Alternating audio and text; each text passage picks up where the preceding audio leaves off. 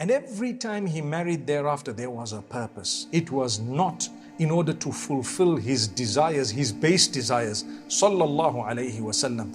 That wasn't a primary objective, but there were objectives connected to so many things that Allah had ordained and inspired him.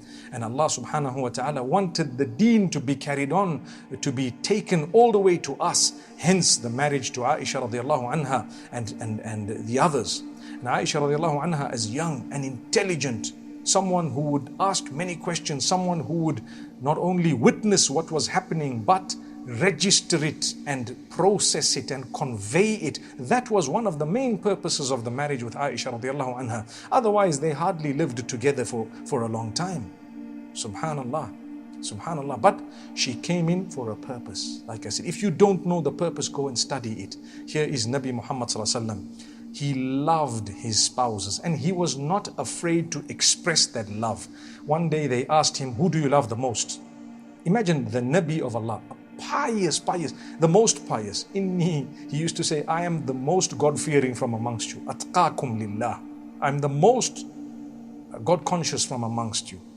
And they asked him, imagine asking a very pious person, who do you love the most? And he looks up to you and says, my wife.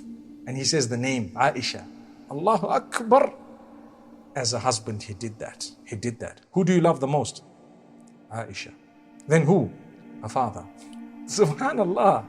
Amazing. If you look at that, how many of us are afraid to express the love? You forget about telling someone else, I love my wife so much.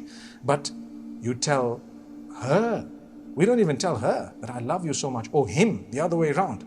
Because remember, although we're talking about Nabi Muhammad SAW as a husband, his teachings are beneficial, obviously, for the women too. So to be able to tell your spouse, I love you so much, you know, I really love you. I love you the most. Why not?